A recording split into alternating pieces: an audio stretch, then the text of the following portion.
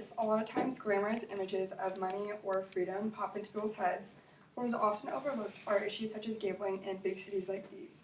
So gambling actually affects about 3% of the adult population, and it is a pretty prevalent issue in today's society. So gambling has always interested me personally, and because of this, I did a lot of research about it, and I learned a lot of information, developed new perspectives, and I think that we can all learn from it. And it's especially important to know about gambling just because there are policy issues that we will vote on related to it. So it's just important to stay informed when making these decisions. So today I'll be talking about what exactly gambling is, the societal effects of gambling, and the solutions for it. So first, let's begin by defining gambling. So gambling can be defined as a wagering of money or something of value on an event with an uncertain outcome with the primary intent of winning money. So, as we all know, gambling can be addictive, but it differs from other typical addictions like drug or alcohol addictions in the fact that there's no physiological dependence on a certain substance. So this oftentimes makes it hard for people to understand how someone can be addicted to something where there's no physiological association with it.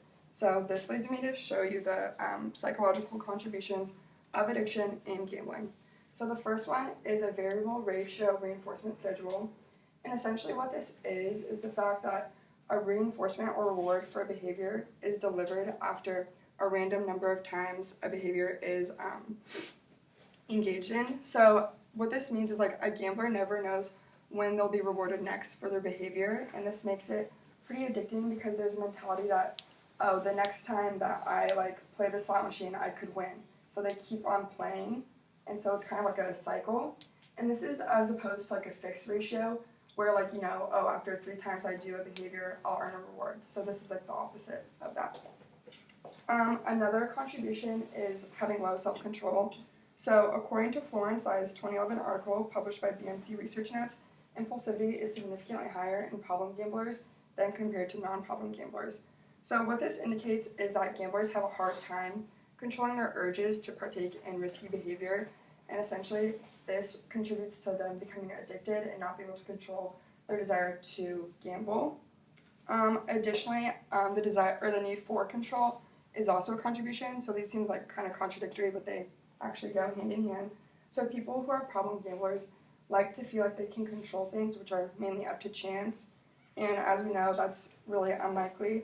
So there's the mentality that they believe they're different from other people, or they can beat the odds that are typically not in their favor, and they believe enough skill or knowledge that they will be able to have something that they can't because it's up to luck. So in an article published by Science Direct in 2015, Mathad Husky notes gender differences in these control issues. So men typically engage in playing skill-based games like poker, whereas women engage in playing chance-based games like slot machines. And what this shows us is that men believe that they can control gambling or have more control over the outcome, whereas women don't necessarily, we don't see this as much in women.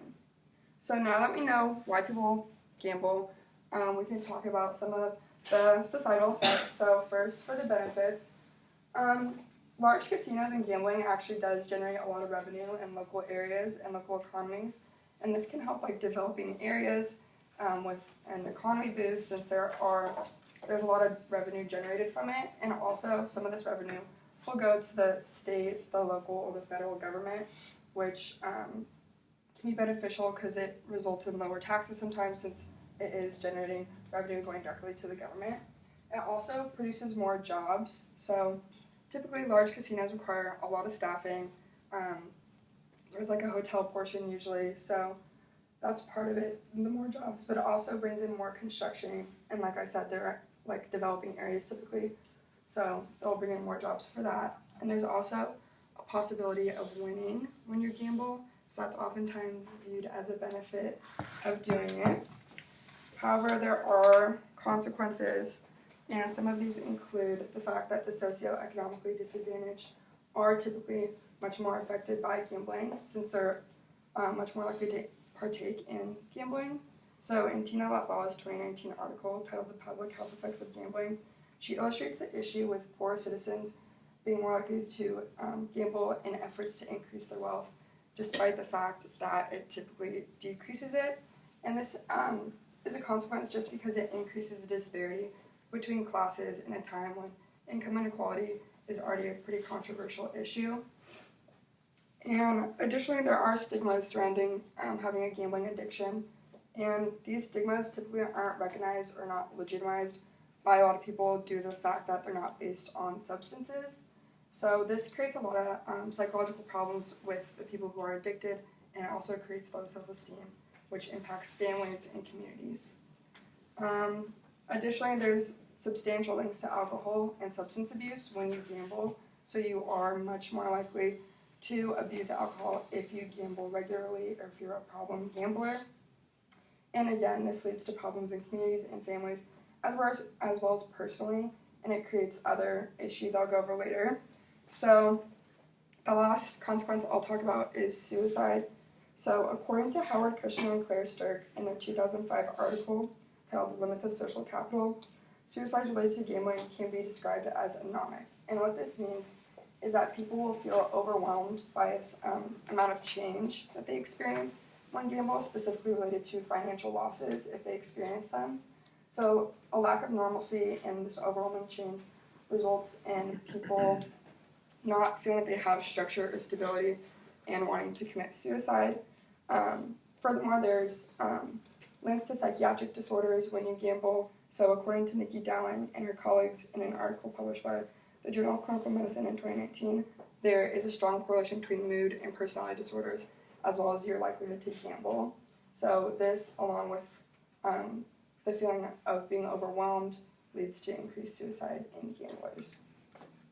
So now that you know the effects and what gambling is, most of the solutions that are proposed are either A, government involvement, so regulation, policy implementation, and taxing is often proposed by people to kind of help with the issue with people being addicted.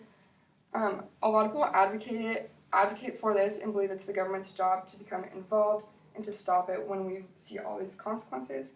However, some people advocate for personal intervention. So in an article by Monique Seguin published by the Psychology of Addictive Behaviors in 2010, they emphasize behavioral adjustment and cognitive therapy. So people oppositely believe that it's someone's personal job to get help for their addiction and to go to places like Gamblers Anonymous or get cognitive therapy and things like that. So overall, I believe there's a lot of important information to consider when we're talking about gambling and what it is, and I believe it's important to know the facts about it and just to stay informed in case there is policy that we need to vote on, or just so we are better informed about our opinions and judgments about it. Thank you.